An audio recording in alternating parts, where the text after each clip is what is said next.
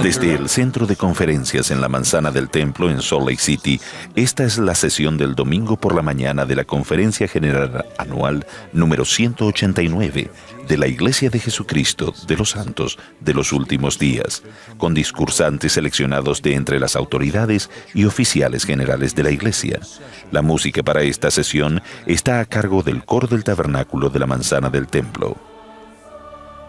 Esta transmisión es un servicio público de Bonneville Distribution. Se prohíbe cualquier reproducción, grabación, transcripción o uso de otra índole de este programa sin el debido consentimiento por escrito.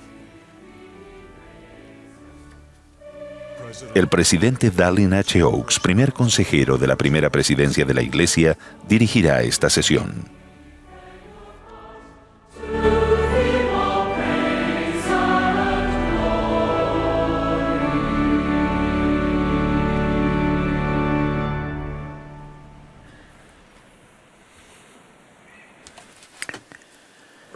Hermanos y hermanas, les damos la bienvenida a la sesión del domingo por la mañana de la Conferencia General Anual número 189 de la Iglesia de Jesucristo de los Santos de los Últimos Días.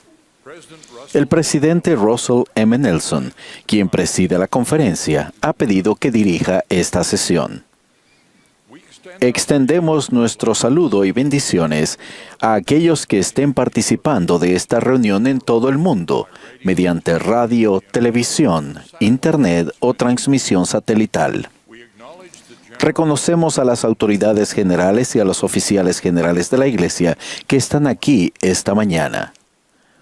La música de esta sesión estará a cargo del Coro del Tabernáculo de la Manzana del Templo, bajo la dirección de Mac Wilbert, con Andrew Unsworth y Brian Mathias al órgano. El coro comenzó esta reunión cantando «Cantemos loor a Él», y ahora cantará «Qué firmes cimientos». La primera oración la ofrecerá el elder Bradley D. Foster, de los 70, después de la cual el coro cantará «Siento el amor de mi Salvador».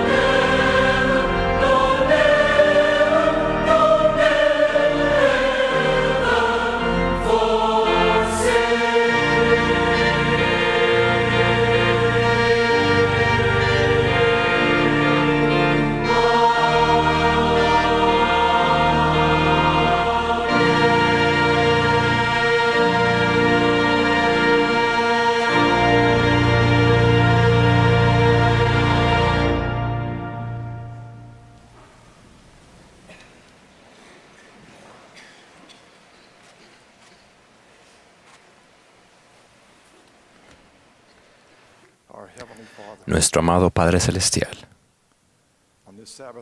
en este domingo de mañana, en este domingo, nosotros expresamos nuestra gratitud en oración. Cuán agradecidos estamos, Padre, por el plan de felicidad para tus hijos, sin importar dónde estén o dónde vivan en la tierra, y por la oportunidad de cada uno de nosotros que tenemos de poder reunirnos y ayudar a nuestros hermanos y hermanas de regresar a nuestro hogar celestial. Te amamos y estamos agradecidos por los profetas vivientes y cómo nos han ayudado ellos a poder ver el plan claramente. Padre, bendice a aquellos que han preparado mensajes para nosotros el día de hoy a través de la música y las palabras. Y ayúdanos, Padre, a poder sentir a través del poder del Espíritu aquellas cosas que necesitamos recibir el día de hoy a través de la revelación personal. Pedimos que el Espíritu Santo escriba estas cosas en nuestros corazones para recordarlas siempre. Por estas cosas pedimos en el sagrado nombre de Él, que hace todo lo posible, y en nuestro Salvador y Redentor, Jesucristo. Amén.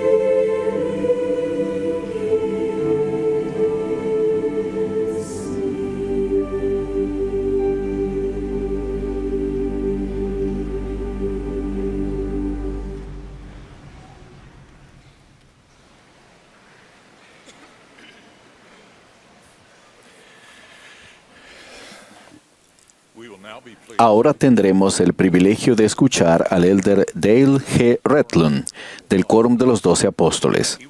A él le seguirá la hermana Sharon L. Eubank, primera consejera de la Presidencia General de la Sociedad de Socorro.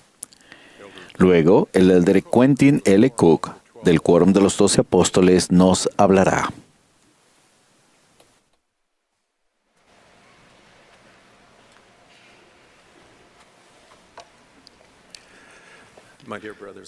Hermanos y hermanas, nuestro Padre Celestial y Jesucristo desean bendecir a cada uno de nosotros. La cuestión de cómo acceder y obtener dichas bendiciones ha sido tema de debate y análisis teológicos durante siglos.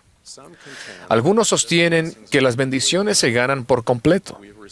Las recibimos solo por medio de nuestras obras. Otros argumentan que Dios ya ha escogido a quién bendecirá y cómo, y que esas decisiones son inmutables. Ambas posturas son básicamente erróneas. Las bendiciones del cielo no se ganan acumulando frenéticamente fichas de buenas obras, ni esperando impotentes para ver si ganamos la lotería de bendiciones. No, la verdad tiene mucho más matices, pero más apropiada para la relación entre un amoroso Padre Celestial y sus herederos en potencia, nosotros. La verdad restaurada revela que las bendiciones nunca se ganan, pero las acciones de nuestra parte, tanto las iniciales como las continuas, inspiradas por la fe, son esenciales. Al considerar cómo recibimos bendiciones de Dios, comparemos las bendiciones celestiales a un enorme montón de leña. Imaginen en el centro un pequeño montículo de yesca cubierto por una capa de astillas de madera. Después hay palos, luego pequeños troncos y finalmente troncos grandes. Ese montón de leña contiene una inmensa cantidad de combustible capaz de producir luz y calor durante días. Imaginen junto a la leña un solo fósforo, del tipo de las que tienen punta de cerillo. Para que se libere la energía de la pila de leña es necesario encender el fósforo y prender la leña más delgada, la cual arderá rápidamente y hará que se enciendan los troncos más grandes. Una vez que comienza la reacción de combustión, continúa hasta que se quema toda la leña o hasta que el fuego quede desprovisto de oxígeno. Encender el fósforo y prender la leña delgada son pequeñas acciones que permiten que se libere la energía en potencia de la leña. Nada sucede hasta que se enciende el fósforo, independientemente del tamaño del montón de la leña. Si se enciende el cerillo pero no se acerca a la leña delgada, la cantidad de luz y calor liberada es minúscula, y la energía de combustión de la leña permanece sin ser liberada. Si en algún momento no hay oxígeno, la reacción de combustión se detiene. De manera similar, la mayoría de las bendiciones que Dios quiere darnos requieren acción de nuestra parte, acción basada en nuestra fe en Jesucristo. La fe en el Salvador es un principio de acción y de poder. Primero actuamos con fe y luego viene el poder, según la voluntad y el tiempo de Dios. El orden es crucial. Sin embargo, la acción que se requiere siempre es minúscula en comparación con las bendiciones que finalmente recibimos. Consideren lo que sucedió cuando aparecieron serpientes ardientes voladoras entre los antiguos israelitas en su camino hacia la tierra prometida. La mordedura de la serpiente era mortal, pero la persona a quien mordían podía sanarse al mirar a una serpiente de bronce que Moisés había creado y colocado en un asta. ¿Cuánta energía se necesita para mirar algo? Todos los que miraron tuvieron acceso a los poderes del cielo y fueron sanados. Otros israelitas que recibieron mordeduras no miraron a la serpiente de bronce y murieron. Quizás les faltaba la fe para mirar. Quizás no creyeron que una acción tan simple podía desencadenar la sanación prometida.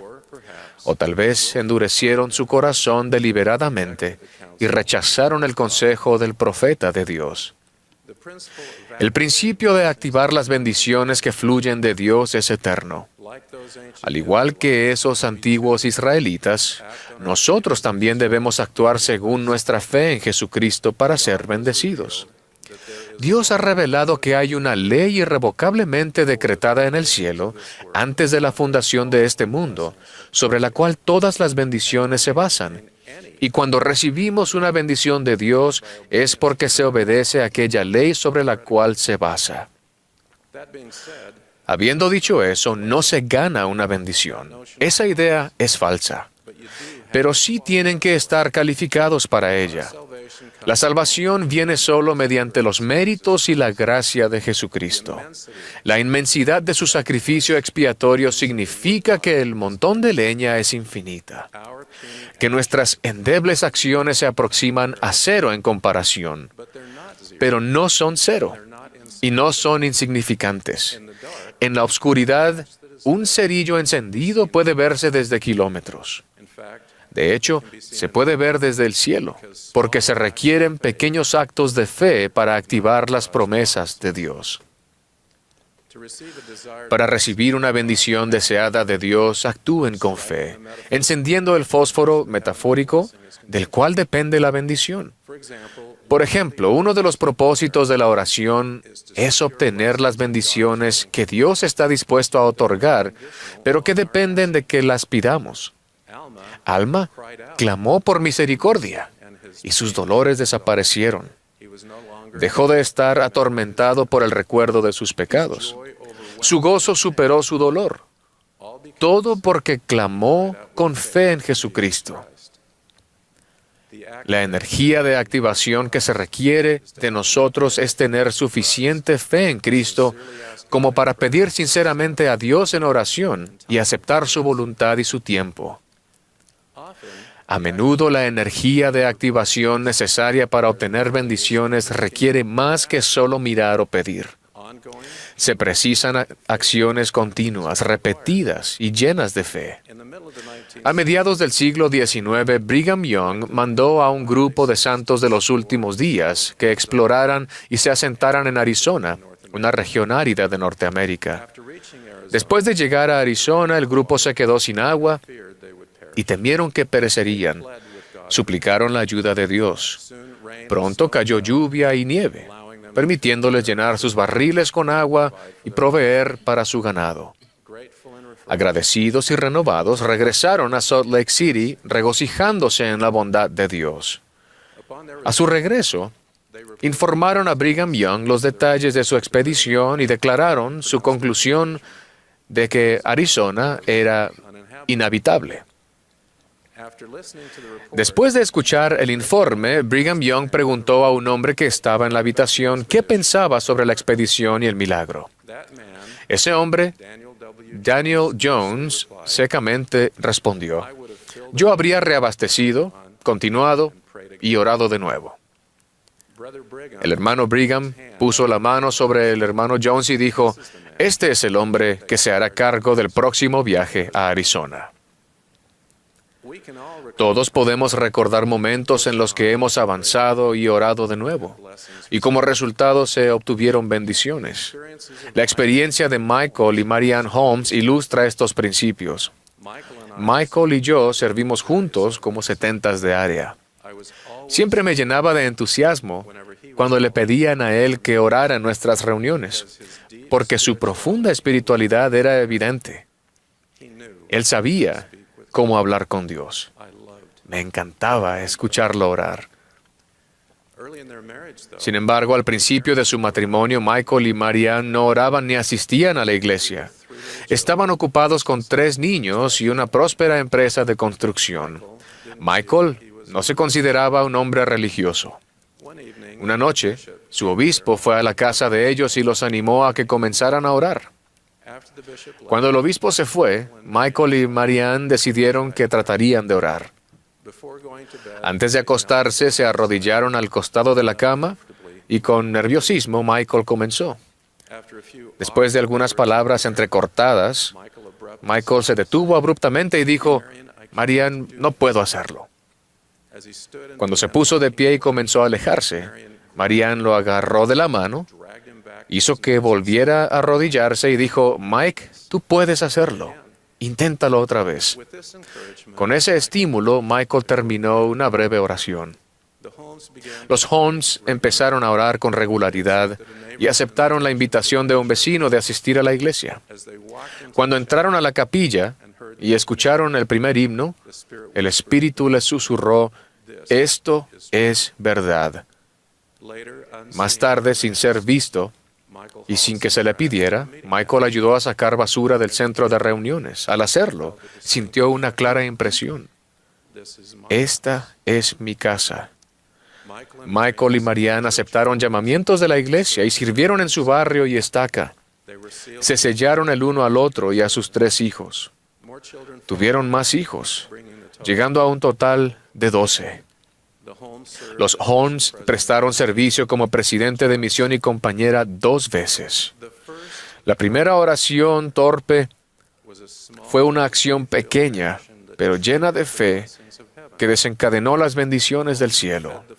Los Holmes alimentaron las llamas de la fe al asistir a la iglesia y prestar servicio.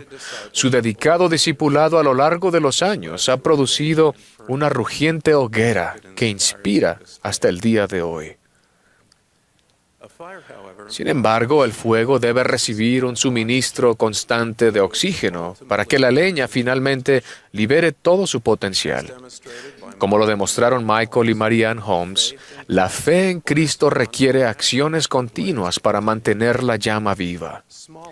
Las pequeñas acciones avivan nuestra capacidad de caminar por la senda de los convenios y conducen a las bendiciones más grandes que Dios brinda. Pero el oxígeno solo fluye si, figuradamente, seguimos moviendo los pies. A veces, necesitamos hacer un arco y una flecha antes de que llegue la revelación de a dónde debemos buscar alimentos. A veces, debemos fabricar herramientas antes de recibir las revelaciones sobre cómo construir un barco. A veces, bajo la dirección del profeta del Señor, debemos cocinar un pequeño pan con el poco aceite y harina que tenemos para recibir una vasija de aceite y una tinaja de harina interminables. Y a veces, debemos quedarnos tranquilos y saber que Dios es Dios y confiar en su tiempo. Cuando reciban alguna bendición de Dios, pueden inferir que han cumplido con una ley eterna que gobierna la recepción de esa bendición. Pero recuerden que la ley irrevocablemente decretada no es sensible al tiempo, lo que significa que las bendiciones se reciben según el tiempo de Dios. Incluso los profetas antiguos en busca de su patria celestial, en la fe murieron, sin haber recibido las cosas prometidas, sino mirándolas de lejos, creyéndolas y aceptándolas. Si aún no se ha recibido una bendición deseada de Dios, no deben obsesionarse preguntándose qué más deben hacer. En vez de eso, sigan el consejo de José Smith de hacer con buen ánimo cuanta cosa esté a su alcance y entonces permanecer tranquilos con la más completa seguridad para ver que se revele su brazo. Algunas bendiciones están reservadas para más adelante, incluso para los más valientes de los hijos de Dios. Hace 6 meses se presentó un plan centrado en el hogar y apoyado por la Iglesia para aprender la doctrina, fortalecer la fe y fortificar a las personas y familias. El presidente Nelson prometió que los cambios pueden ayudarnos a sobrevivir espiritualmente, aumentar nuestro gozo en el Evangelio y profundizar nuestra conversión al Padre Celestial y a Jesucristo. Pero depende de nosotros que recibamos esas bendiciones. Todos somos responsables de abrir y estudiar Ven, Sígueme para uso individual y familiar, junto con las Escrituras y otros materiales. Debemos analizarlos con nuestra familia y amigos y organizar nuestro día de reposo para encender un fuego metafórico. O podemos dejar los recursos amontonados en nuestro hogar con la energía en potencia sepultada en su interior. Los invito a activar fielmente el poder celestial para recibir bendiciones específicas de Dios. Ejerzan la fe para encender el cerillo y prender el fuego. Suministren el oxígeno necesario mientras esperan pacientemente en el Señor. Con estas invitaciones, ruego que el Espíritu Santo los guíe y dirija, para que ustedes, como el hombre fiel que se describe en Proverbios, tengan muchas bendiciones.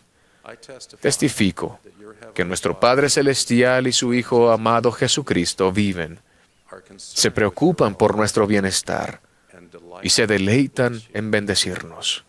En el nombre de Jesucristo. Amén.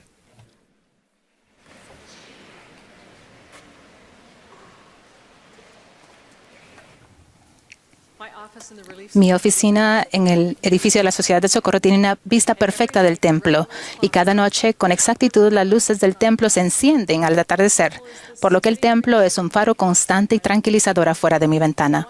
Una noche mi oficina estaba poco iluminada. Al bajar el sol y al mirar por la ventana, el templo estaba oscuro, porque las luces no se habían encendido y de repente me sentí triste, debido a que no podía ver las torres del templo que veía todas las noches durante años.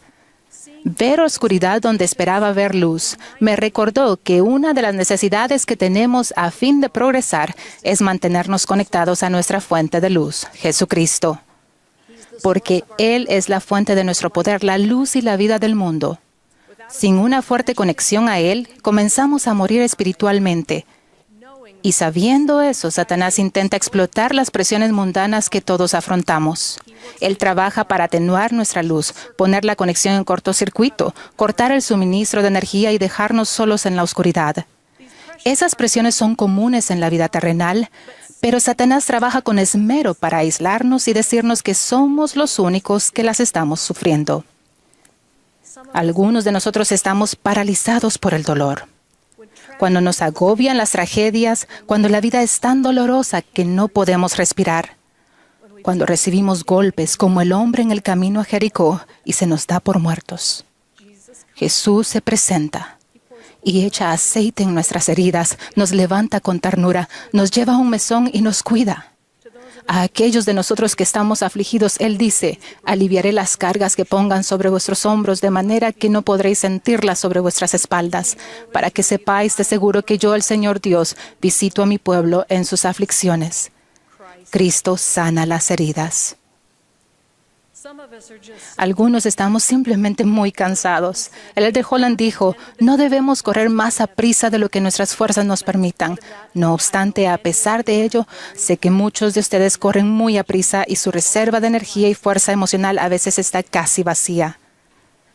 Cuando las expectativas nos abruman, podemos regresar y preguntar al Padre Celestial qué debemos dejar. Parte de nuestra experiencia es aprender qué no hacer. Pero aún así es demasiado. El Salvador nos asegura: venid a mí todos los que estáis trabajados y cargados, y yo os haré descansar. Cristo está dispuesto a unirse al yugo y tirar con nosotros para aligerar nuestras cargas. Cristo es descanso. Algunos sentimos que no encajamos en el molde tradicional. Por varias razones no nos sentimos aceptados o aceptables. El Nuevo Testamento muestra los esfuerzos que hizo Jesús por llegar a todos. Leprosos, recaudadores de impuestos, niños, galileos, rameras, mujeres, fariseos, pecadores, samaritanos, viudas, soldados romanos, adúlteros, los ritualmente impuros. En casi todos los relatos, Él tiende la mano a alguien que no era tradicionalmente aceptado.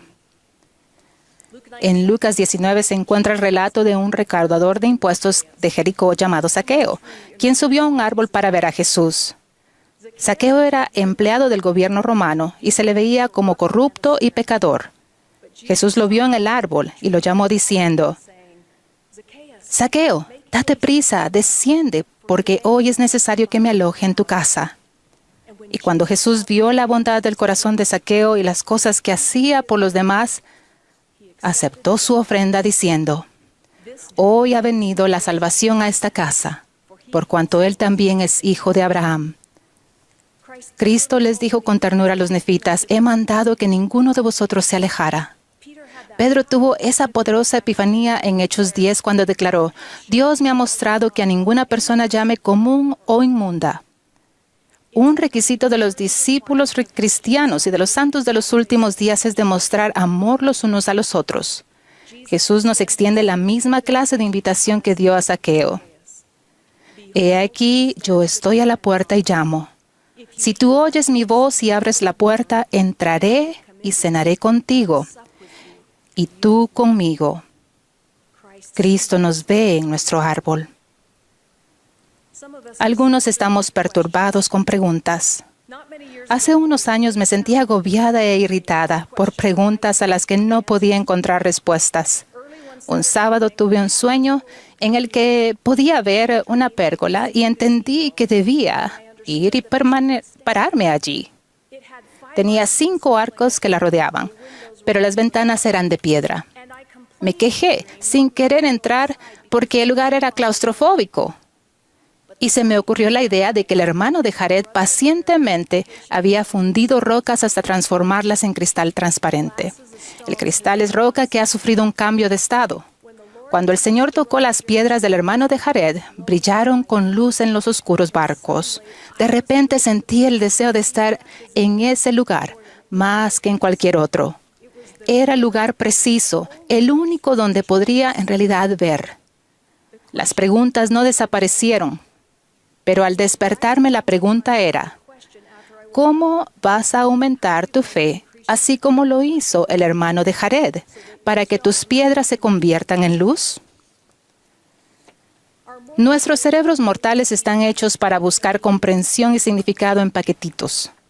No conozco todas las razones por las que el velo sobre la vida terrenal es tan grueso, porque no es la etapa de nuestro progreso eterno en la que tenemos todas las respuestas, sino que en la que adquirimos la certeza o a veces la esperanza de la evidencia de las cosas que no se ven. La certeza llega de maneras que no siempre son fáciles de analizar, pero hay luz en nuestra oscuridad. Jesús dijo, yo soy la luz y la vida y la verdad del mundo. Para quienes buscan la verdad, al principio puede parecer ser la absurda claustrofobia por las ventanas de piedra. Pero con paciencia y preguntas llenas de fe, Jesús puede transformar nuestras ventanas de piedra en cristal y luz. Cristo es luz para ver. Algunos sentimos que nunca podremos ser lo suficientemente buenos. El tinte escarlata del Antiguo Testamento no solo era colorido, sino resistente, porque su vivo color se fijaba a la lana y no se desteñía, sin importar cuántas veces se lavara. Satanás usa ese razonamiento para derrotarnos. La lana blanca teñida de escarlata nunca puede volver a ser blanca.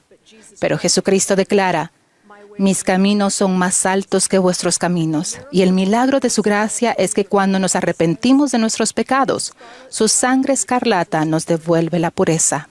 No es lógico, pero sin embargo es cierto. Aunque vuestros pecados sean como la grana, como la nieve serán emblanquecidos. Aunque sean rojos como el carmesí, vendrán a ser como blanca lana. El Señor dice enfáticamente, quien se ha arrepentido del pecado es perdonado. Y yo, el Señor, no lo recuerdo más. En esencia, ven, razonemos juntos. ¿Has cometido errores? Todos fallan alguna vez. Ven a mí y arrepiéntete. No recordaré más el pecado. Puedes volver a estar bien. Tengo una obra para ti. Cristo emblanquece la lana. Pero, ¿cuáles son los pasos prácticos? ¿Cuál es la clave para reconectarnos con el poder de Jesucristo cuando estamos titubeando? El presidente Nelson lo dijo de manera muy sencilla. La clave es hacer y cumplir convenios sagrados. No es un camino complicado. Hagan que Cristo sea el centro de su vida. Si sienten que el faro de su testimonio se va apagando y las tinieblas se vuelven más densas, ármense de valor. Guarden sus promesas a Dios. Hagan sus preguntas. Con paciencia fundan las piedras en cristal. Vuélvanse a Jesucristo, quien aún los salva. Jesús dijo, soy la luz que brilla en las tinieblas, y las tinieblas no la comprenden.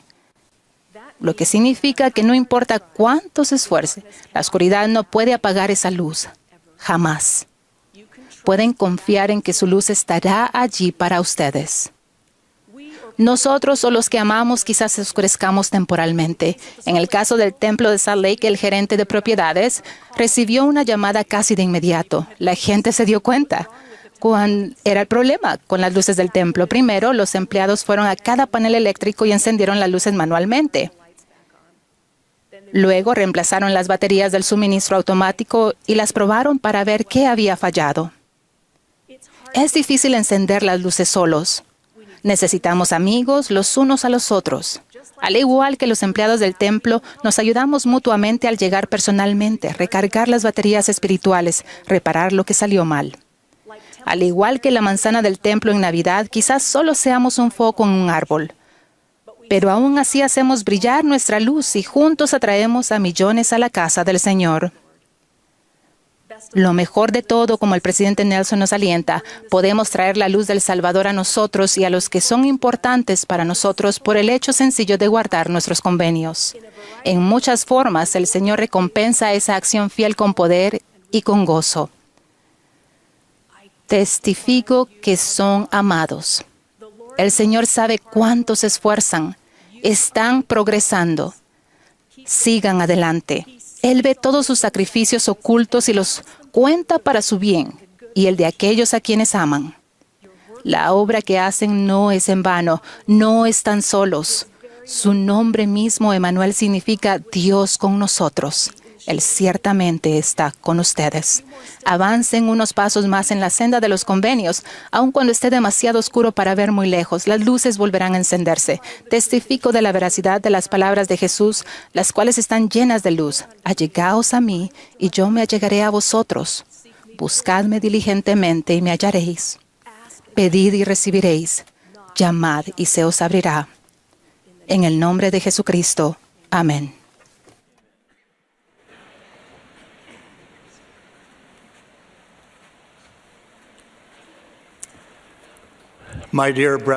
Mis queridos hermanos y hermanas, esta es una época única y trascendental en la historia.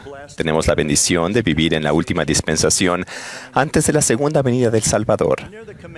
Al comienzo de esta dispensación, en 1829, el año anterior a la organización formal de la Iglesia, se recibió una apreciada revelación que declara que una obra maravillosa estaba a punto de aparecer.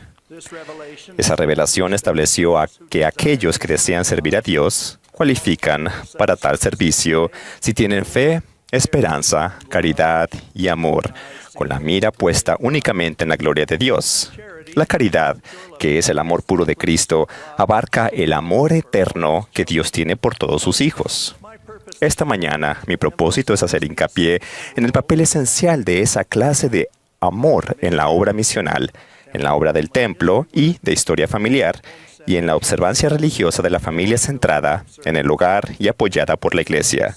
El amor por el Salvador y el amor por nuestros semejantes son el atributo y la motivación principales para ministrar y los propósitos espirituales que nuestro amado profeta, el presidente Russell M. Nelson, nos pidió que asumiéramos en los ajustes que se anunciaron en el año 2018. A temprana edad se me manifestó la relación que existe entre la obra misional y el amor. Cuando tenía 11 años, recibí una bendición patriarcal de un patriarca que también era mi abuelo. Esa bendición decía en parte: «Te bendigo con gran amor por tus semejantes, porque serás llamado a llevar el Evangelio al mundo para ganar almas para Cristo». Incluso a esa temprana edad, comprendí que compartir el Evangelio se basaba en gran amor por todos los hijos de nuestro Padre Celestial. Como autoridades generales asignadas a trabajar en predicar mi Evangelio hace 15 años, llegamos a la conclusión de que el atributo del amor era esencial para la obra misional en nuestros días, como siempre lo ha sido. El capítulo 6 sobre los atributos semejantes a los de Cristo, que incluye la caridad y el amor, ha sido, de manera constante, el capítulo más popular entre los misioneros.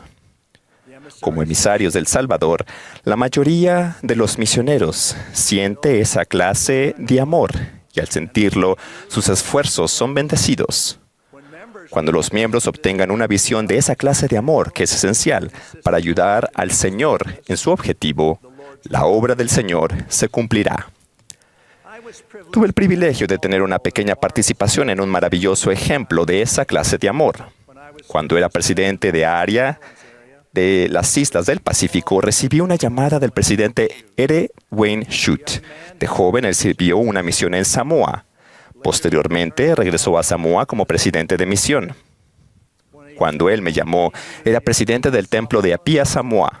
Uno de sus misioneros, cuando era presidente de misión, era el elder O. Vincent Alec, quien actualmente es el presidente del área Pacífico. El presidente Shute sentía gran amor y respeto por Vince y por toda la familia Alec.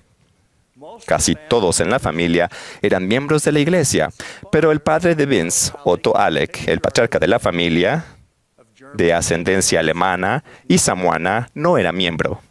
El presidente Shute sabía que yo asistiría a una conferencia de estaca y otras reuniones en Samoa Americana, y me preguntó si consideraría hospedarme en la residencia de Otto para compartir el evangelio con él.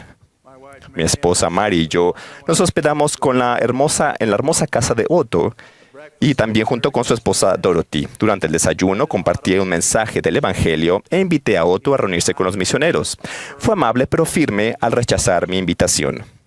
Dijo que estaba complacido de que muchos miembros de su familia fueran santos de los últimos días, pero indicó de manera contundente que algunos de los antepasados de su madre samoana habían sido ministros cristianos en los días antiguos de Samoa y que sentía gran lealtad a su fe cristiana tradicional. Sin embargo, al partir, lo hicimos como buenos amigos. Más tarde, cuando el presidente Gordon B. Hinckley se preparaba para dedicar el templo de Suba, Fiji, pidió que su secretario personal, el hermano Stelly, me llamara en Nueva Zelanda para hacer arreglos. El presidente Hinckley quería viajar en avión de Fiji hasta Samoa Americana para reunirse con los santos. Se sugirió un determinado hotel. Y el hermano Staley dijo, usted puede hacer los cambios si lo necesita. Usted es el presidente de área. Eso estaría bien. Inmediatamente llamé al presidente Shute y le dije que quizás tuviésemos una segunda oportunidad de bendecir espiritualmente a nuestro amigo Oro Alec. Esta vez el misionero sería el presidente Gordon B. Hinckley. Le pregunté si pensaba que sería apropiado que los Alec se hospedaran a todos en el grupo de viaje del presidente Hinckley.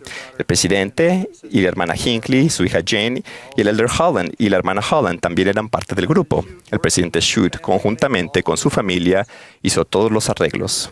Cuando llegamos a Fiji, después de la dedicación del templo, nos recibieron cálidamente. Esa noche hablamos a miles de miembros samoanos y luego nos dirigimos al complejo de la familia Alec. Cuando nos reunimos para desayunar a la mañana siguiente, el presidente Hinckley y Otto Alec ya se habían hecho buenos amigos. Me pareció interesante que estuviesen teniendo casi la misma conversación que yo tuve con Otto hace más de un año. Cuando Otto expresó su admiración por nuestra iglesia, pero afirmó su compromiso con su iglesia actual, el presidente Hinckley puso la mano sobre el hombro de Otto y dijo, Otto, eso no es suficiente. Deberías ser miembro de la iglesia. Esta es la iglesia del Señor. En sentido figurado, casi se podía ver la armadura de resistencia de Otto desaparecer ante la franqueza de lo que dijo el presidente Hinckley. Ese fue el comienzo de la enseñanza misional adicional y una humildad espiritual que permitieron que Otto Alec fuera bautizado y confirmado poco más de un año después. Un año más tarde, la familia Alec fue sellada como familia eterna en el templo.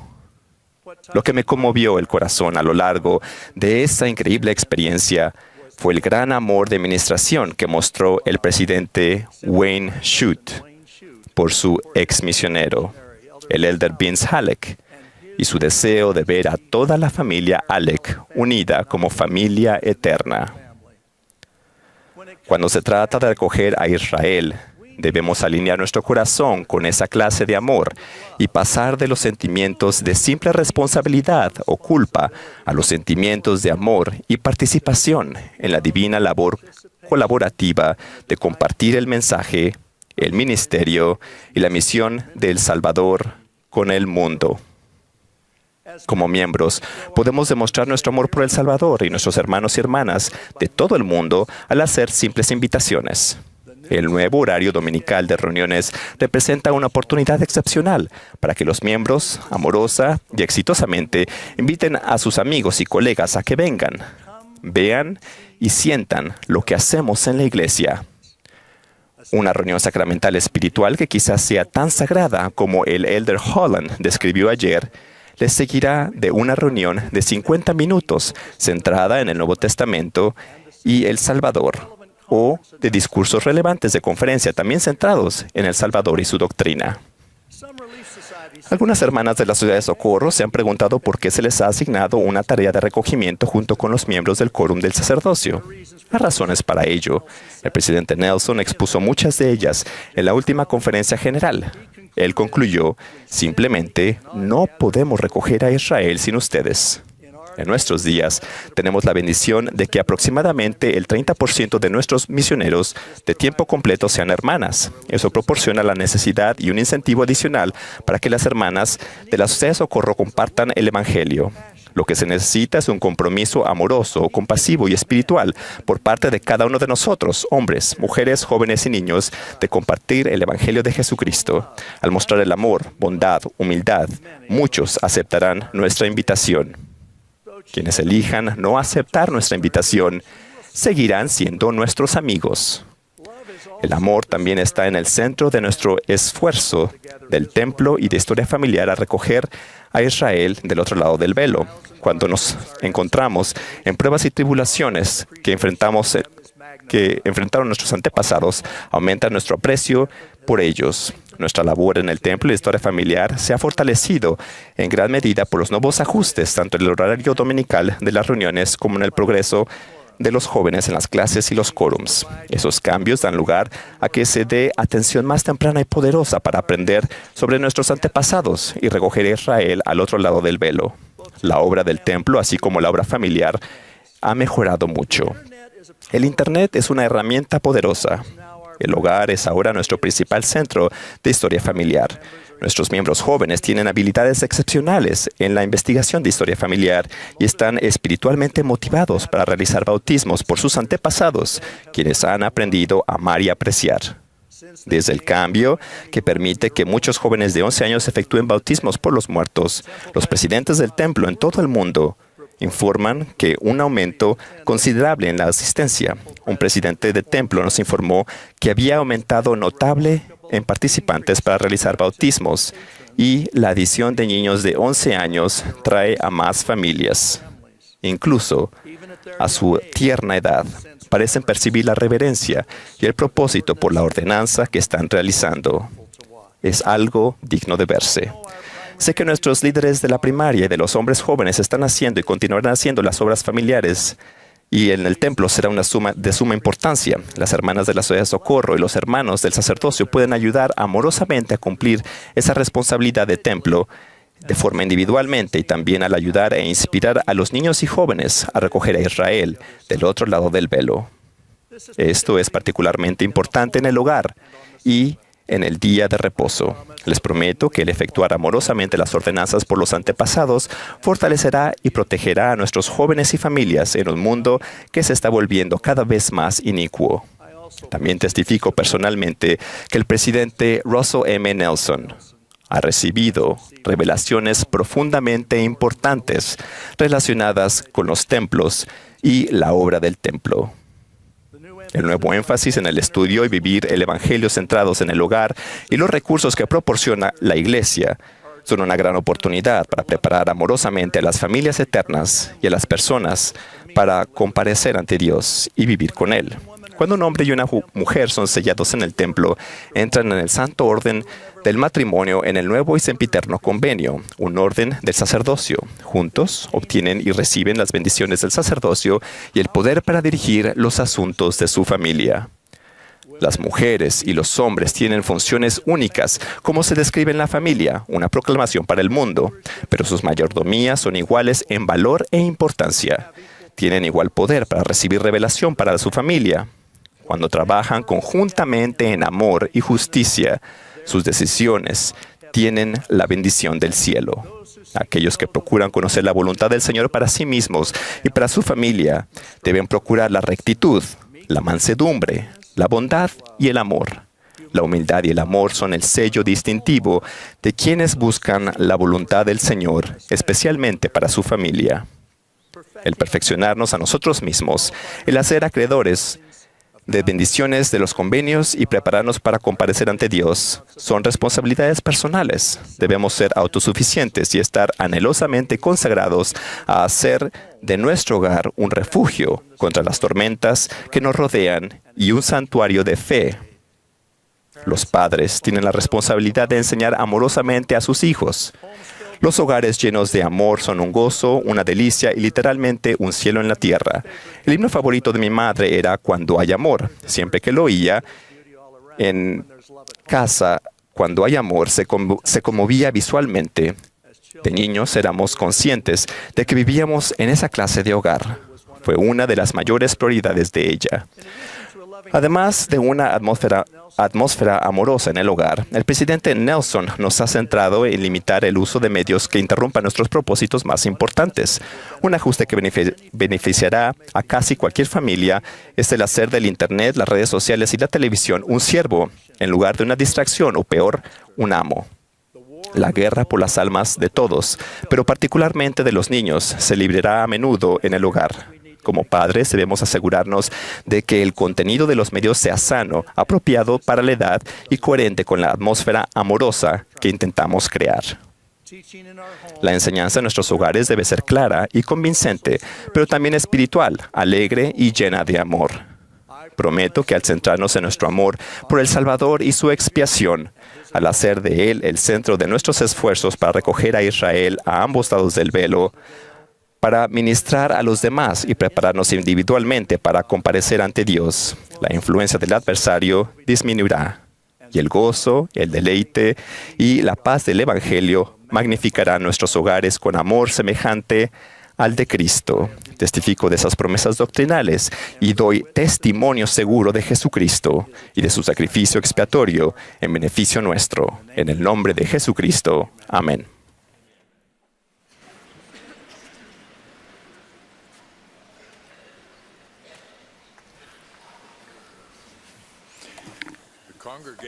La congregación ahora se unirá al coro para cantar Hijos del Señor, venid. Al concluir el himno, escucharemos al elder D. Todd Christofferson del Quórum de los 12 Apóstoles. A él le seguirá el hermano Tad R. Callister, que fue relevado ayer por la tarde de su servicio como presidente general de la escuela dominical.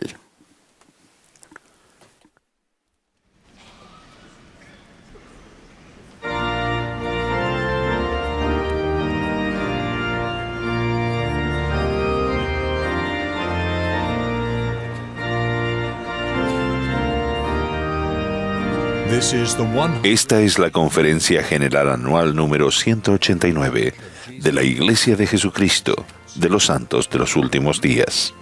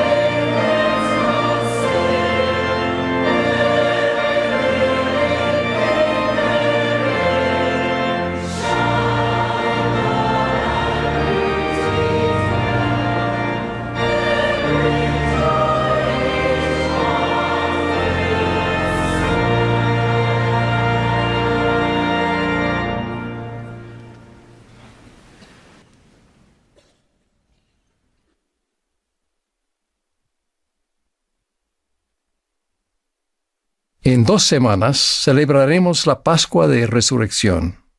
La resurrección confirma la divinidad de Jesucristo y la realidad de Dios el Padre. Nuestros pensamientos se dirigen al Salvador y reflexionamos en su vida incomparable y la virtud infinita de su gran sacrificio expiatorio. Espero que también pensemos en su regreso inminente cuando Él regirá como Rey de Reyes y Señor de Señores.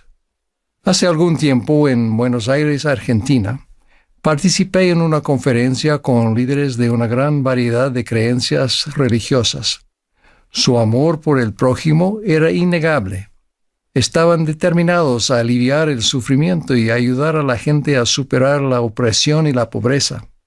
Reflexioné en las numerosas iniciativas humanitarias de esta iglesia, entre otras los proyectos realizados en colaboración con varios grupos religiosos representados en esa conferencia. Sentí una profunda gratitud por la generosidad de los miembros de la Iglesia de Jesucristo de los Santos de los Últimos Días, que hace posible tal servicio cristiano. En ese momento el Espíritu Santo me afirmó 2 cosas. Primero, la obra de ministrar para satisfacer las necesidades temporales es vital y debe continuar. La segunda fue inesperada, pero poderosa y clara. Fue esta. Más allá del servicio desinteresado, es de suprema importancia preparar al mundo para la segunda venida del Señor Jesucristo. Cuando Él venga, la opresión y la injusticia no solo disminuirán, sino cesarán. Y morará también el lobo con el cordero, y el leopardo con el cabrito se acostará. El becerro, el leoncillo y el cebón andarán juntos, y un niño los pastoreará. No dañarán ni destruirán en todo mi santo monte, porque la tierra estará llena del conocimiento del Señor, como las aguas cubren el mar. La pobreza y el sufrimiento no solo disminuirán, sino que desaparecerán. Ya no tendrán hambre ni sed, y el sol no caerá más sobre ellos, ni calor alguno. Porque el Cordero que está en medio del trono los pastoreará y los guiará a fuentes de aguas vivas, y Dios enjugará toda lágrima de los ojos de ellos. Incluso el dolor y la angustia de la muerte serán erradicados. En ese día el niño no morirá sino hasta que sea viejo, y su vida será como la edad de un árbol. Y cuando muera, no dormirá, es decir, en la tierra, mas será transformado en un abrir y cerrar de ojos, y será arrebatado, y su reposo será glorioso. De modo que, sí, hagamos todo lo posible por aliviar el sufrimiento y la tristeza ahora, y dediquémonos más diligentemente a los preparativos necesarios para el día en que el dolor y la maldad terminen por completo, cuando Cristo reinará personalmente sobre la tierra, y la tierra será renovada y recibirá su gloria paradisíaca. Será un día de redención y de juicio. El obispo anglicano de Durham, el Dr. N.T. Wright, ha descrito acertadamente el significado de la expiación, la resurrección y el juicio de Cristo en cuanto a superar la injusticia y corregir todas las cosas. Él dijo: Dios ha fijado un día en el que hará que el mundo sea juzgado justamente por un hombre que Él ha designado, y de ello ha dado la certeza a todos al levantar a ese hombre de entre los muertos. Los hechos sobre Jesús de Nazaret, y especialmente sobre su resurrección de entre los muertos, son la base de la certeza de que el mundo no es una casualidad, no es en definitiva un caos, de que cuando hacemos justicia en el presente no estamos desperdiciando nuestro tiempo y esfuerzo, tratando de afianzar un edificio que finalmente se derrumbará, o de arreglar un auto que en realidad dejará de funcionar. Cuando Dios levantó a Jesús de entre los muertos, ese fue el evento microcósmico en el que, en resumidas cuentas, el máximo acto macrocósmico de juicio estaba contenido. La semilla de la esperanza máxima.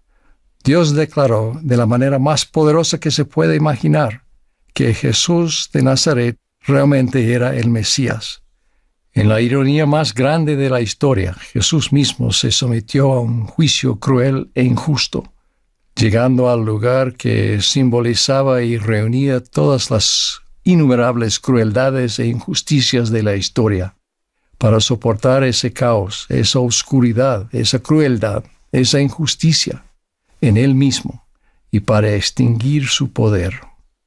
Mientras estuve en Buenos Aires en la conferencia que mencioné antes, el Espíritu me manifestó claramente que la Iglesia de Jesucristo de los Santos de los Últimos Días tiene el poder y la comisión singulares de realizar los preparativos necesarios para la segunda venida del Señor.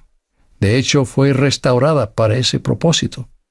¿Pueden encontrar en alguna otra parte un pueblo que acepte la era actual como la profetizada dispensación del cumplimiento de los tiempos, en la que Dios se ha propuesto reunir todas las cosas en Cristo?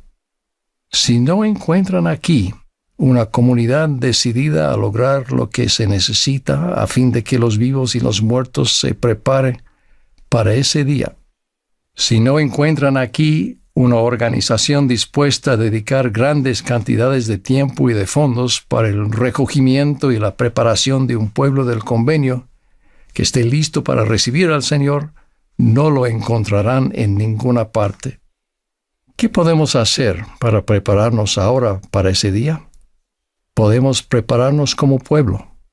Podemos recoger al pueblo del convenio del Señor. Y podemos ayudar a redimir la promesa de salvación hecha a los padres, nuestros antepasados.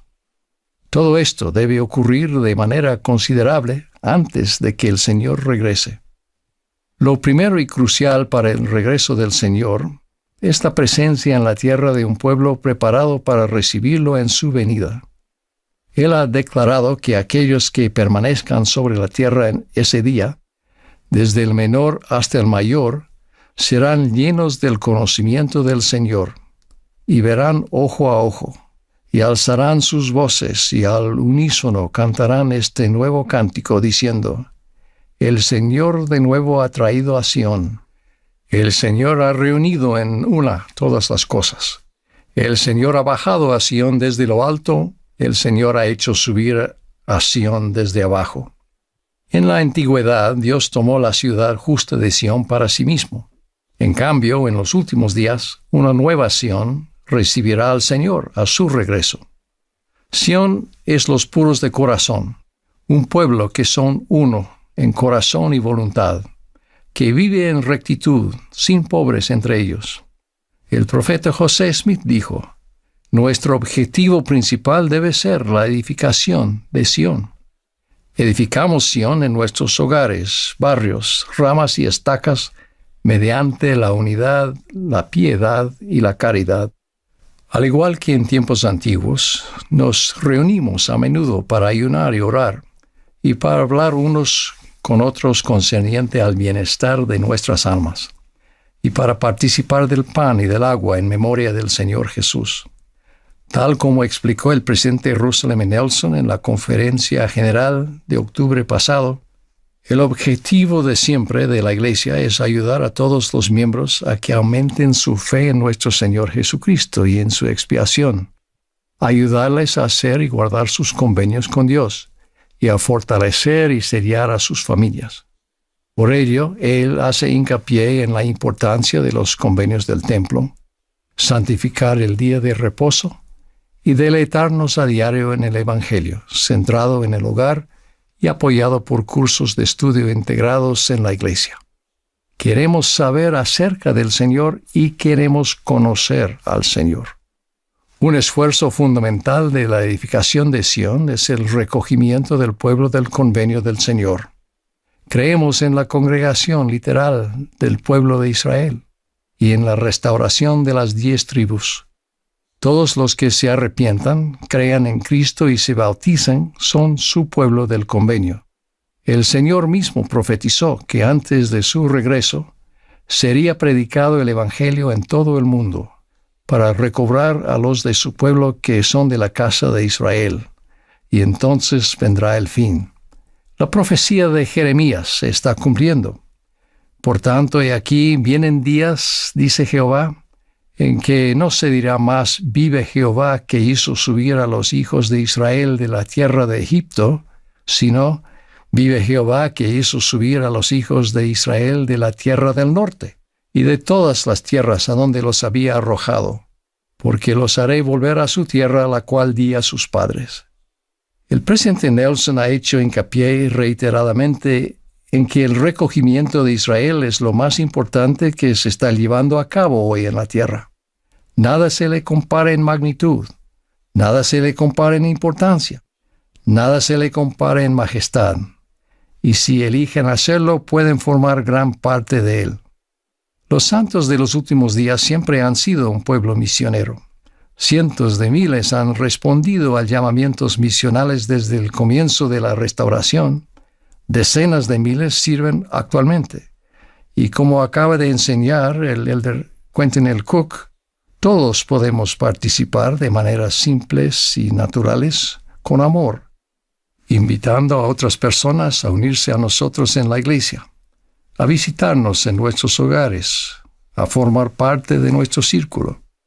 La publicación del Libro de Mormón fue la señal de que el recogimiento había comenzado. El Libro de Mormón es el instrumento de recogimiento y conversión. También es vital en la preparación para la segunda venida el gran esfuerzo redentor en beneficio de nuestros antepasados. El Señor prometió enviar a Elías, el profeta, antes de la segunda venida, el día de Jehová grande y terrible, para revelar el sacerdocio y plantar en el corazón de los hijos las promesas hechas a los padres. Elías sí vino, tal como se prometió. La fecha fue el 3 de abril de 1836. El lugar fue el templo de Kirtland, Ohio. En ese lugar y en ese momento, Él verdaderamente confirió el sacerdocio prometido, las llaves para la redención de los muertos y la unión de esposos, esposas y familias en todas las generaciones del tiempo y durante toda la eternidad. Sin eso, el propósito de la creación se frustraría, y en ese sentido la tierra sería herida con maldición o sería totalmente asolada.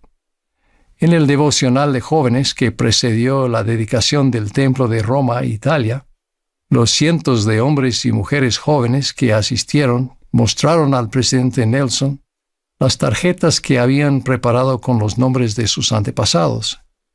Estaban listos para entrar en el templo tan pronto como se abriera para realizar bautismos vicarios por aquellos antepasados.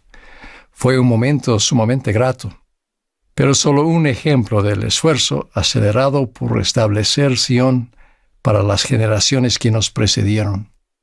Mientras nos esforzamos por ser diligentes en la edificación de Sion, lo que incluye nuestra parte en el recogimiento de los elegidos del Señor y la redención de los muertos, debemos hacer una pausa para recordar que es la obra del Señor y que Él la está realizando.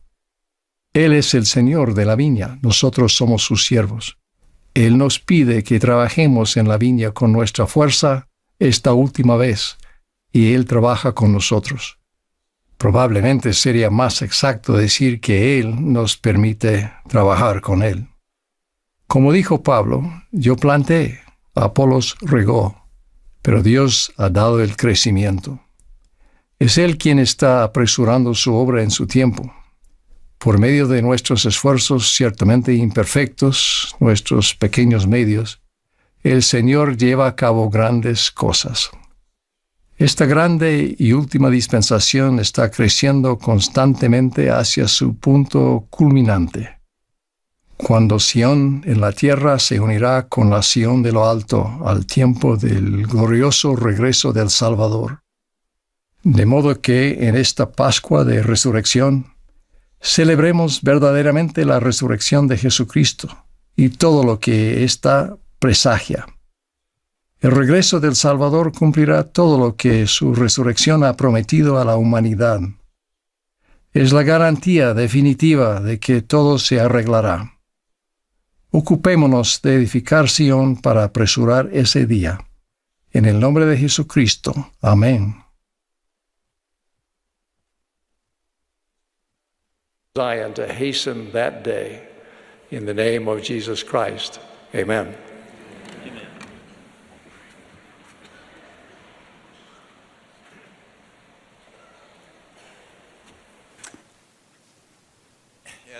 En esta época del año nos regocijamos y reflexionamos en la expiación del Salvador. Es la doctrina más sublime, reveladora y apasionada que este mundo o universo hayan conocido.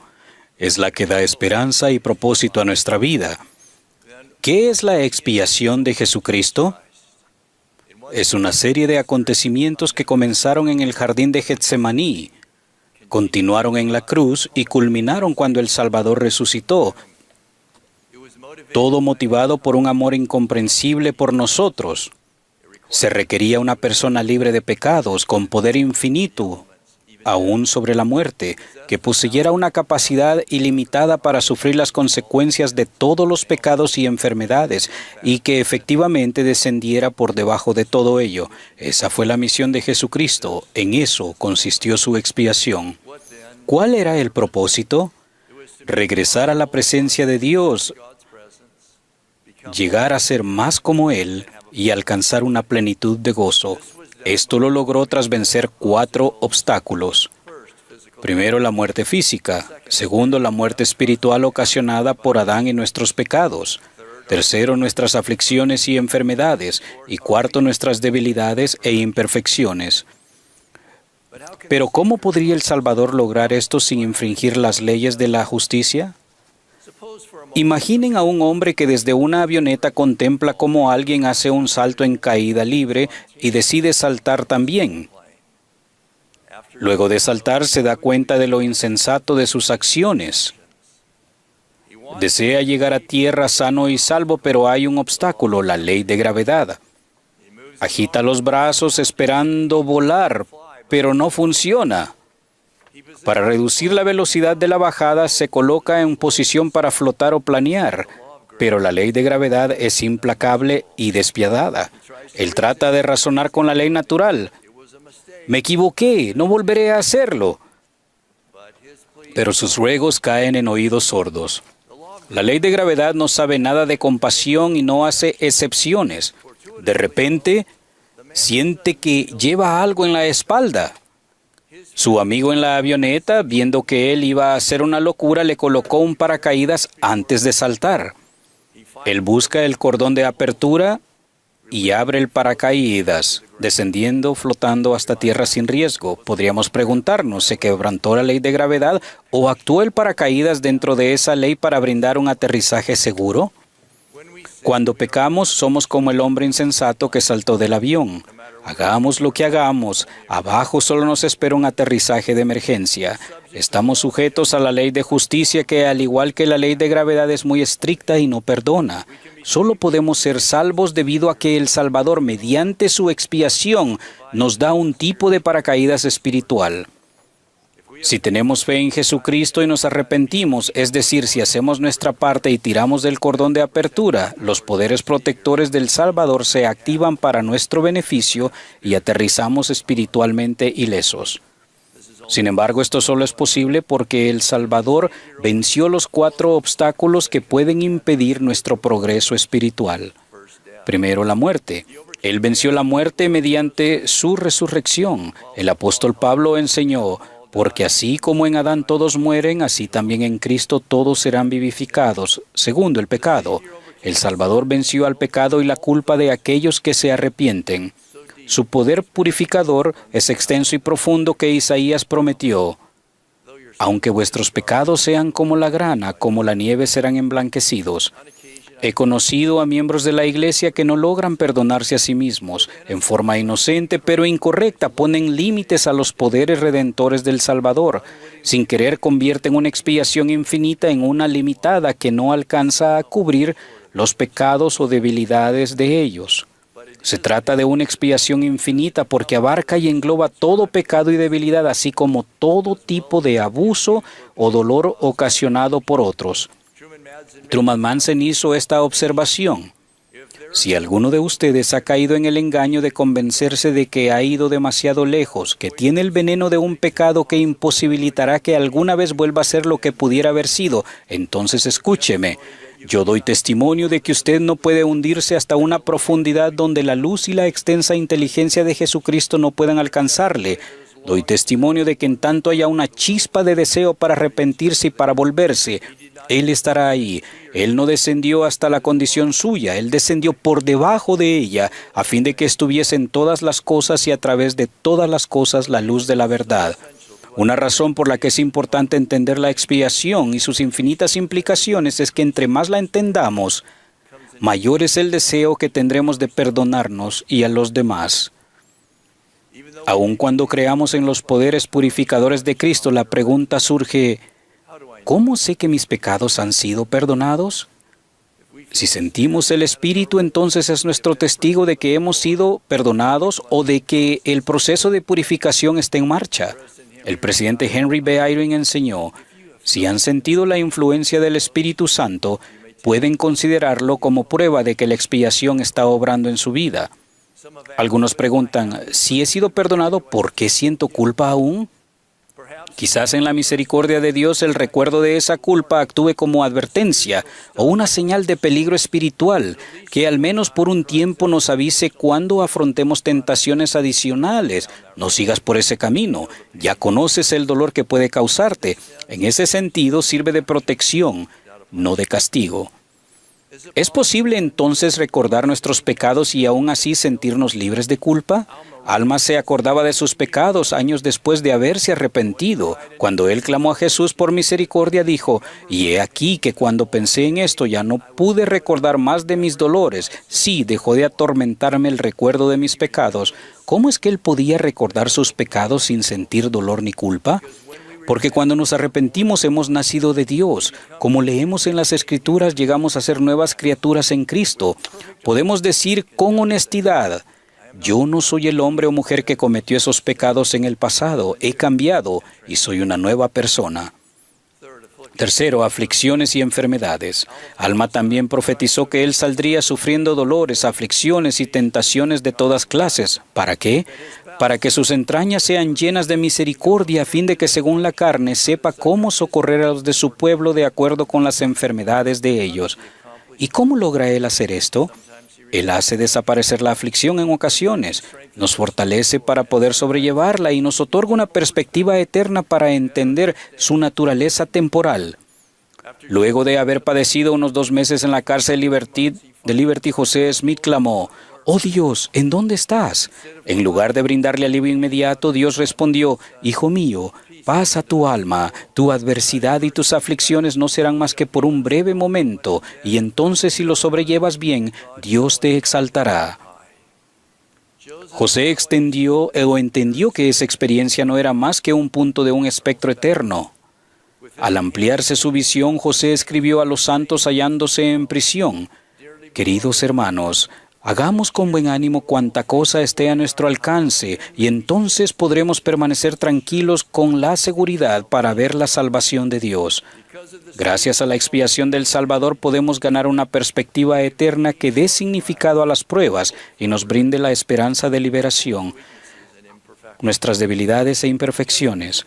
Por causa de su expiación, el Salvador posee poderes habilitadores llamados en ocasiones gracia, que nos puede ayudar a superar nuestras debilidades e imperfecciones y nos ayuda en el proceso de llegar a ser como Él. Moroni enseñó: «Sí, venid a Cristo y perfeccionaos en Él, para que por su gracia seáis perfectos en Cristo». Parece haber al menos 2 canales o medios por los cuales podemos valernos de estos poderes habilitadores que nos refinarán y aún perfeccionar. Primero, las ordenanzas de salvación.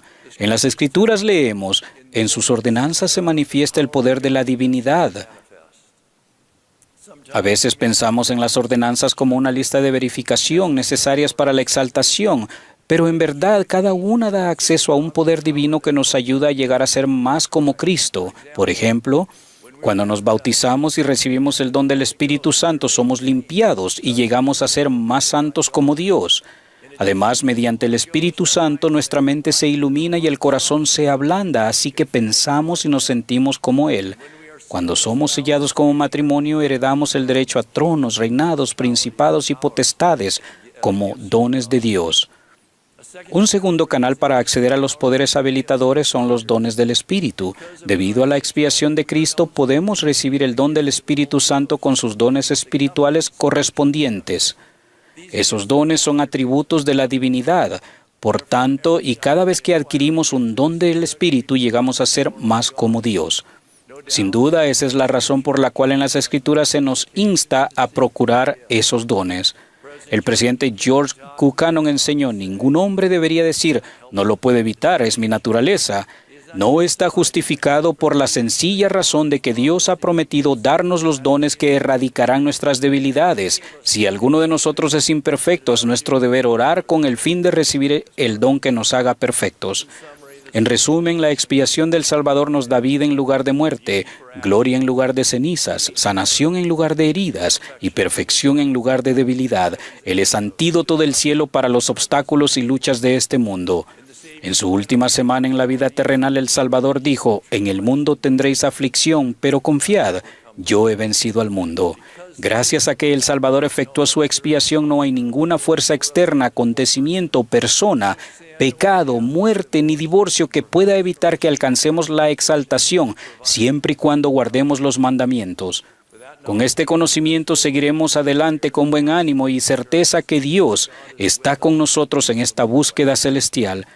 Doy mi testimonio de que la expiación del Salvador no es solo infinita en su esfera, sino personal en su alcance, que no solo nos puede llevar de vuelta a su presencia, sino que nos habilitará para llegar a ser como Él, lo cual es el objetivo de la expiación de Cristo. De esto doy mi testimonio con gratitud y certeza, en el nombre de Jesucristo. Amén.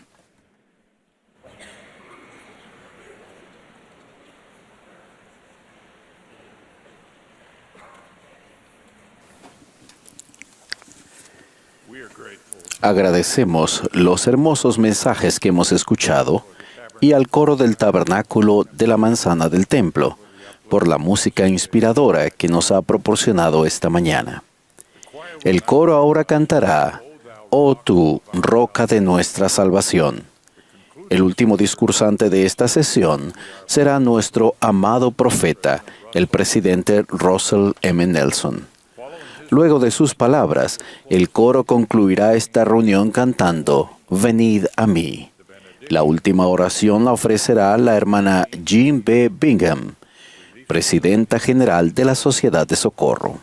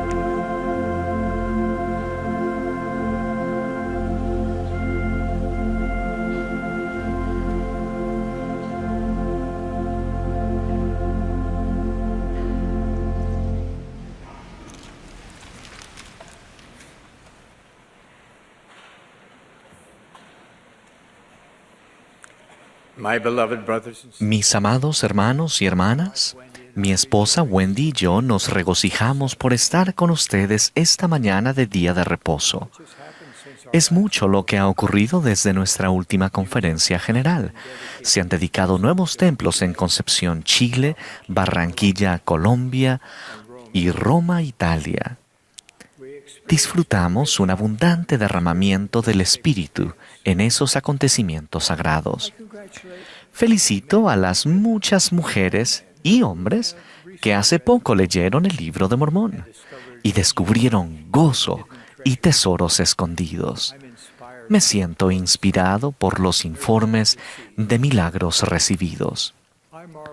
Me maravillo ante los jovencitos de 11 años que, siendo ahora diáconos, reparten la Santa Cena dignamente cada domingo. Asisten al templo junto con nuestras jovencitas de 11 años, que con entusiasmo aprenden y prestan servicio como abejitas. Tanto los jovencitos como las jovencitas están predicando verdades del Evangelio con claridad y convicción. Me regocijo junto con los niños y los jóvenes que están ayudando a enseñar el Evangelio en su hogar, a medida que se esfuerzan con sus padres por seguir el curso de estudios centrado en el hogar y apoyado por la iglesia. Recibimos esta fotografía de Blake, de 4 años, quien temprano un sábado por la mañana tomó un libro de la iglesia y exclamó: «Necesito alimentar mi espíritu». Blake, estamos encantados contigo y con otros que están escogiendo alimentar su espíritu al deleitarse en las verdades del Evangelio restaurado de Jesucristo. Y nos regocijamos por saber que muchos están recibiendo el poder de Dios en su vida al adorar y prestar servicio en el templo. Como muchos de ustedes saben, nuestra familia pasó por una emotiva separación hace 3 meses, cuando nuestra hija Wendy partió de esta vida terrenal. En los últimos días de su lucha contra el cáncer, fui bendecido con la oportunidad de tener una conversación de despedida entre padre e hija. Tomé sus manos y le dije cuánto la amaba y lo agradecido que estaba de ser su padre. Le dije: te casaste en el templo y honraste fielmente tus convenios. Tú y tu esposo recibieron 7 hijos en tu hogar y los criaron para que fueran devotos discípulos de Jesucristo, valientes miembros de la iglesia y ciudadanos que aportan a la sociedad. Y han escogido cónyuges de ese mismo calibre. Tu papá está muy, pero muy orgulloso de ti. Me has traído mucho gozo. En voz muy baja me respondió: gracias, papá. Fue un momento tierno y triste para nosotros. En sus 67 años trabajamos juntos, cantamos juntos y a menudo esquiamos juntos. Pero esa noche hablamos de lo que más importa, de convenios, ordenanzas, obediencia, fe, familia, fidelidad, amor y vida eterna. Extrañamos muchísimo a nuestra hija. Sin embargo, gracias al Evangelio restaurado de Jesucristo, no nos preocupamos por ella. A medida que continuamos honrando nuestros convenios con Dios, vivimos con la esperanza de estar con ella nuevamente. Mientras tanto, prestamos servicio al Señor aquí, y ella le presta servicio allá en el paraíso. De hecho, mi esposa y yo visitamos este año la región con ese nombre en inglés, Paradise, California.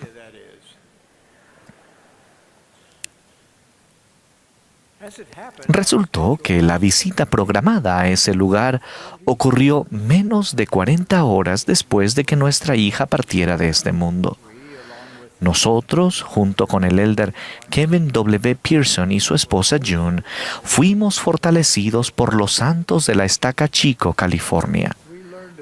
Supimos de su gran fe, de la manera en que ministraron y de los milagros que ocurrieron incluso en medio de sus devastadoras pérdidas, causadas por el incendio forestal más destructivo en la historia de California. Mientras estuvimos allí, hablamos extensamente con John, un joven policía, que fue uno de los muchos y valientes primeros socorristas.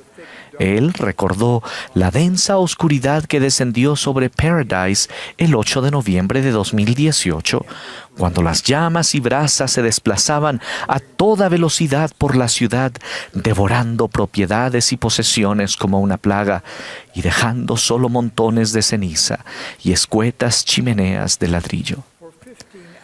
Por 15 horas, John condujo a través de una oscuridad impenetrable, por la que brasas amenazadoras pasaban como jabalinas, mientras él ayudaba a una persona tras otra, a una familia tras otra, a escapar a un lugar seguro.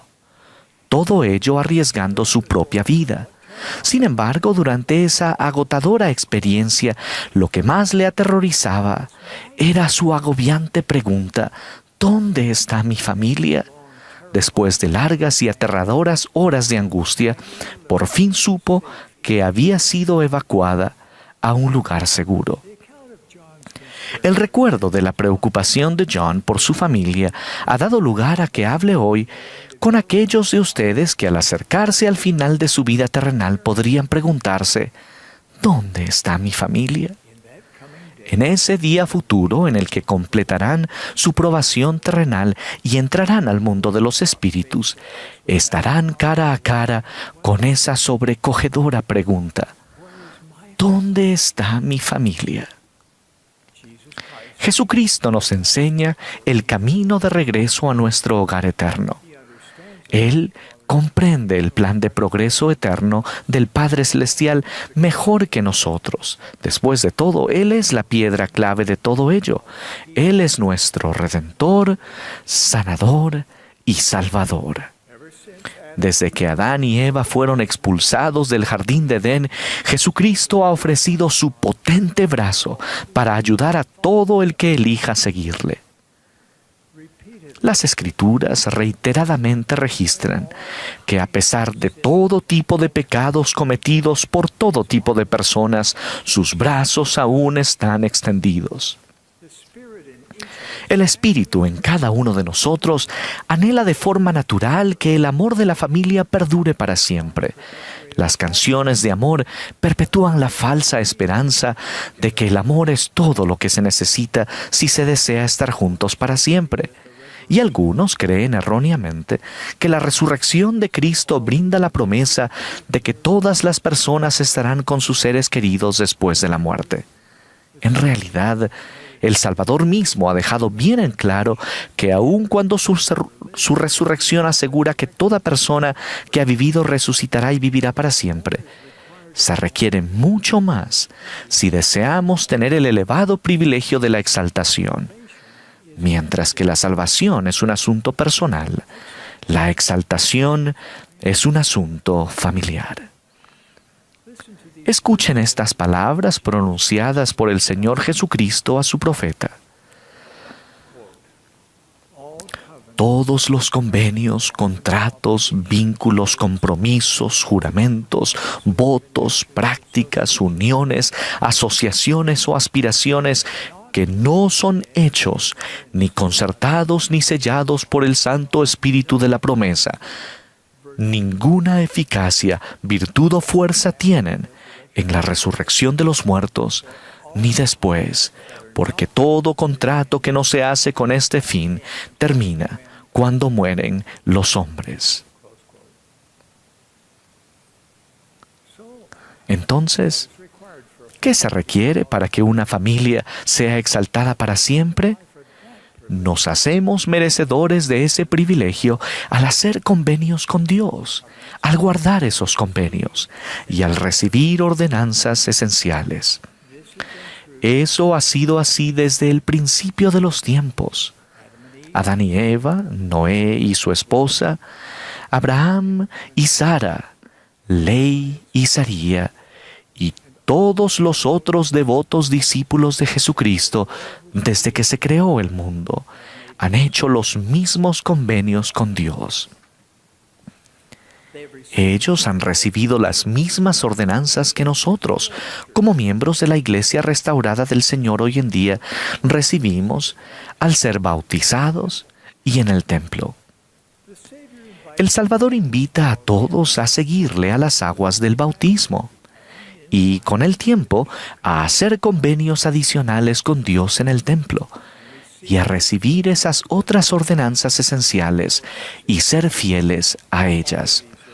Todo eso se requiere si deseamos ser exaltados con nuestra familia y con Dios para siempre. La angustia de mi corazón es que muchas personas a quienes amo, admiro y respeto, rechazan su invitación. Hacen caso omiso de las súplicas de Jesucristo cuando llama: ven, sígueme. Comprendo por qué Dios llora. Yo también lloro por esos amigos y parientes. Son maravillosos hombres y mujeres, dedicados a su familia y sus responsabilidades cívicas. Dan generosamente de su tiempo, su energía y sus recursos, y el mundo es mejor por sus esfuerzos. Sin embargo, han decidido no hacer convenios con Dios. No han recibido las ordenanzas que los exaltarán a ellos con su familia y los unirán a ellos para siempre. ¿Cómo quisiera conversar con ellos e invitarlos a considerar seriamente las leyes habilitadoras del Señor? Me he preguntado qué podría decirles a fin de que sientan lo mucho que el Salvador los ama, lo mucho que yo los amo, y lleguen a reconocer cómo los hombres y las mujeres que guardan sus convenios pueden recibir una plenitud de gozo. Necesitan comprender que aunque sí existe un lugar para ellos en el más allá, con maravillosos hombres y mujeres que también eligieron no hacer convenios con Dios, ese no es el lugar donde las familias se reunirán y se les concederá el privilegio de vivir y progresar para siempre. Ese no es el reino en el que experimentarán la plenitud de gozo, del progreso y de la felicidad interminables.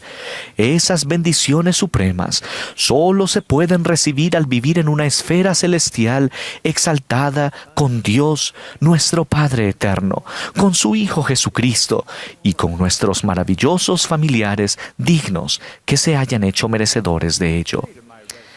Quiero decirles a mis renuentes amigos, en esta vida nunca se han conformado con menos que lo mejor. No obstante, al resistirse a aceptar plenamente el Evangelio restaurado de Jesucristo, están decidiendo conformarse con menos que lo mejor. El Salvador dijo: en la casa de mi Padre muchas moradas hay. Sin embargo, al decidir no hacer convenios con Dios, se están conformando con un escaso techo que les cubra la cabeza por toda la eternidad. Continuaría suplicando a mis renuentes amigos diciéndoles: derramen su corazón a Dios. Pregúntenle si estas cosas son verdaderas. Aparten tiempo para estudiar sus palabras.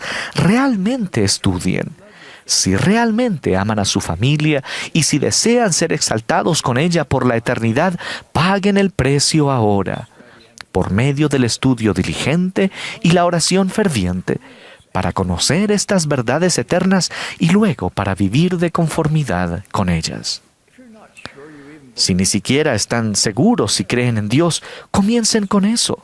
Comprendan que cuando hay ausencia de experiencias con Dios, uno puede dudar de la existencia de Dios. Así que hagan lo necesario para empezar a tener experiencias con Él. Sean humildes. En oración, pidan tener ojos para ver la mano de Dios en su vida y en el mundo que los rodea. Pídanle que les diga si realmente está allí. Si realmente los conoce, pregúntenle qué siente Él por ustedes y luego escuchen. Uno de mis muy queridos amigos no había tenido muchas experiencias con Dios, pero anhelaba estar con su esposa que había fallecido y me pidió que lo ayudara. Lo animé a que se reuniera con nuestros misioneros a fin de entender la doctrina de Cristo y aprender en cuanto a los convenios, las ordenanzas y bendiciones del Evangelio. Así lo hizo. Sin embargo, sintió que el rumbo que le recomendaban requería que hiciera demasiados cambios en su vida. Él dijo, esos mandamientos y convenios son demasiado difíciles para mí. Además, me sería imposible pagar diezmos. Y no tengo tiempo para prestar servicio en la iglesia. Luego me pidió, una vez que muera, por favor, haz la obra necesaria del templo por mi esposa y por mí para que podamos estar juntos de nuevo.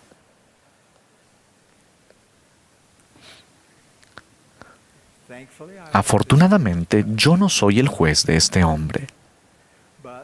Pero cuestiono la eficacia de la obra vicaria del templo por un hombre que tuvo la oportunidad de ser bautizado en esta vida y de ser ordenado al sacerdocio y recibir las bendiciones del templo aquí en la vida terrenal, pero que tomó la decisión consciente de rechazar esa trayectoria. Mis queridos hermanos y hermanas, Jesucristo nos invita a seguir la senda de los convenios de regreso a casa con nuestros padres celestiales y con aquellos a quienes amamos. Él nos invita, ven, sígueme. Ahora bien, como presidente de su iglesia, suplico a aquellos que se han distanciado de la iglesia y a quienes aún no han buscado realmente saber que la Iglesia del Salvador ha sido restaurada. Realicen el trabajo espiritual para averiguar por ustedes mismos y por favor, háganlo ahora. El tiempo se está acabando. Testifico que Dios vive. Jesús es el Cristo. Su iglesia y la plenitud de su evangelio han sido restaurados para bendecir nuestra vida con gozo, aquí y en el más allá. De ello testifico, en el nombre de Jesucristo. Amén.